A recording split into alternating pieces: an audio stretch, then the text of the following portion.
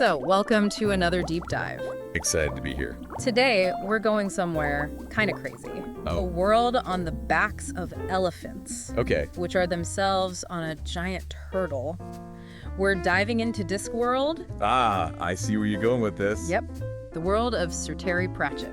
One of the greats. Totally. We've got all sorts of stuff to dig into, bio info, details about all the books he wrote. There's a lot. Oh, yeah. And we'll even touch on how his stories have been adapted, like for TV and stuff. But really, we're here to figure out, what made this guy tick? What made him so brilliant?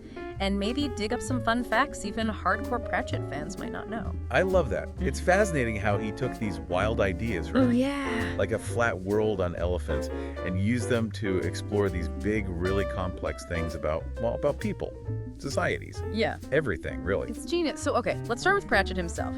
The guy starts writing super young, gets his first story published at 13. I mean, who does They're that? 13. And his career wasn't like, oh, I'm going to be a fantasy author straight out of the gate. Right. It was a winding road. Total winding road. Journalism, working at a power company. He even, get this, Yeah. he interviewed the publisher who ended up giving him his first book deal, years before the book deal happened. That's wild. It's almost like every job he had Yeah, was like training for Discworld without him knowing. I see it. Like the journalism, you can totally see how that made him pay attention to people, how they act, the little things they do. The human stuff. Yeah, exactly. Which is all over his writing. And he didn't just get inspiration from his own life, right? I love those classic sci-fi authors, like H.G. Wells. Big influence for sure. Oh, yeah. And you see that love for science all over Discworld. It's not just your typical, swords and sorcery deal. You've got wizards trying to build computers, forensics, and Ankh-Morpork. Yeah. Magic and tech all mixed up. And it works so well. Don't forget Arthur Conan Doyle, too. Ah, good one. Pratchett loved a good crime novel, a good mystery. Yeah. And you see that in his plots, too, the way they twist and turn. He takes those classic detective story ideas, Yeah. but makes them new, makes them funny. So good. Okay, enough about the influences. Let's get to the disc. Yes. The Discworld itself. It all started with The Color of Magic back in '83. A classic. It kicked off this whole universe, over 40 books. I mean, that's crazy. All these characters and places. It's its own world, really. Oh, absolutely. You want to visit them? Well, maybe not Ankh-Morpork on a bad day. Maybe not. What gets me, though, is how each book dives into a different theme. It's never the same. These got range, for sure. Oh, yeah. Moving pictures is basically Hollywood. Right.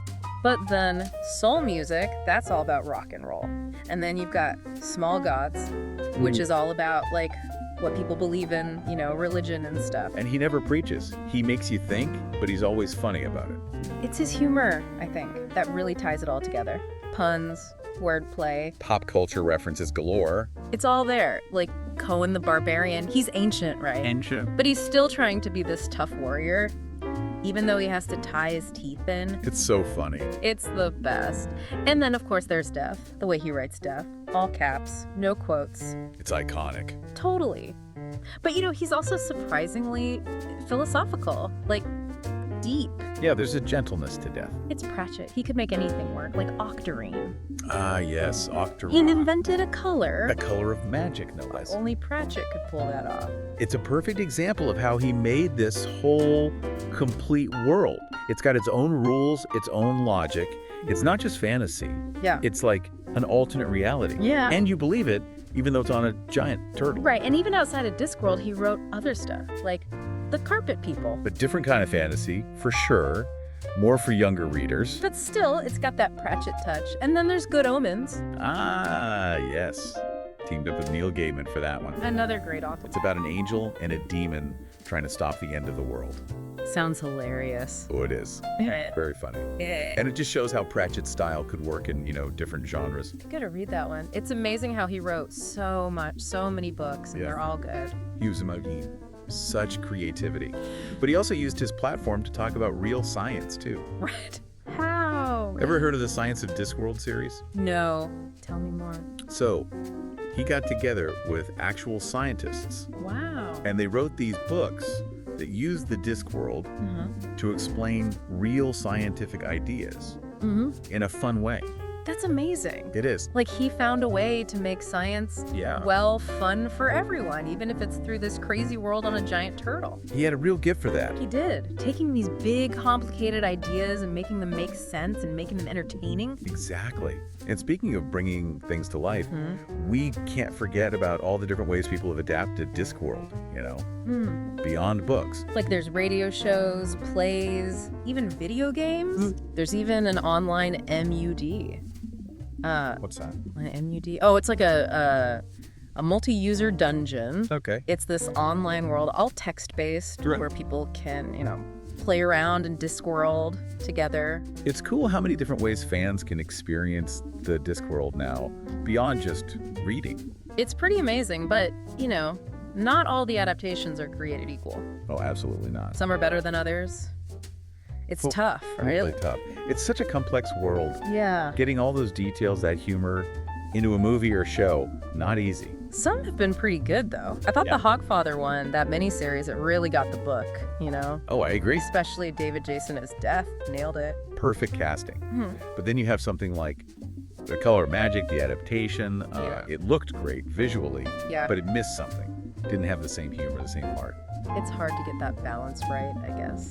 Staying true to the book, but Yeah. also making it work as a TV show or whatever. Exactly. Yeah. But it's clear people want to see these stories on screen, even if it doesn't always work perfectly.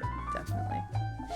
One thing I really admire about Pratchett, though, is that he wasn't afraid to talk about the tough stuff, even when it was, personal. Like when he got diagnosed with Alzheimer's. Yeah.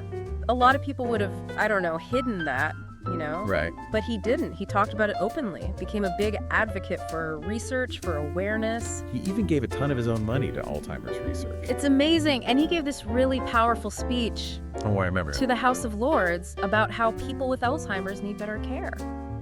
Yeah, and through it all, he kept writing, Yeah. even after the diagnosis. It shows so much strength, doesn't it? So much. He faced this really tough thing head on and kept creating. It's inspiring. He wasn't just a good writer, he was a good guy. And that comes through, I think, to his readers. Oh, for sure. It's part of why his legacy is so big. Millions of books sold. Translated into, over 30 languages? That's cool. He won tons of awards, too. The Carnegie Medal, which is a huge deal in children's literature. But it's more than just numbers, Absolutely. He changed fantasy, paved the way for authors like J.K. Rowling. It's true. He showed that fantasy could be for everyone, that it could be funny, smart, Yeah. but also deal with these big ideas. And he never talked down to his readers. No, never. He challenged them to think, to question things, Yeah. but always with a sense of humor. I think that's what makes him so important. I agree. Reading Pratchett, it's an experience. You're not just reading words on a page, like in his head, getting his take on the world. And it sticks with you long after you're done. That's what makes him so perfect for a deep dive like this. There's always more to find, more to think about, Yeah. something to make you laugh, even if you've read the book 100 times already. I know what you mean. I swear, every time I go back and read a Discworld book, I find something new. It's like there are all these layers.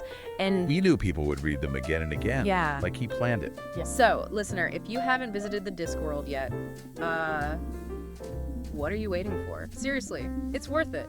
And even if you're already a fan, There's always something new to discover. definitely. And who knows, you might learn something about yourself along the way. Because that's what Pratchett's writing does, isn't it? It shows us ourselves, our good parts, our bad parts, makes us laugh at them, but also makes us think. And in all the craziness, there's this hopefulness underneath. I like that. Hopefulness. So, to wrap things up, we want to leave you with something to think about. Imagine you could actually go to the Discworld. Like step right through a portal. Yeah. Where would you go? Would you want to see Ankh-Morpork? All the hustle and bustle, the trolls. Watch out for the patrician. Oh yeah, you don't want to get caught up in one of his schemes. Or maybe you'd rather go somewhere quieter, like Lonker. Learn about magic from Granny Weatherwax herself. Now that'd be something. Or maybe you're the adventurous type. And you head to the continent XXXX. Ooh, that's dangerous. Even the toughest Discworld folks are scared of XXXX. So where would you go? Think about it. Your choice, it kind of says something about you, what you like, what matters to you. All part of the fun. So go on, explore the disc. You never know, you might just find a little bit of that octarine magic in your own life.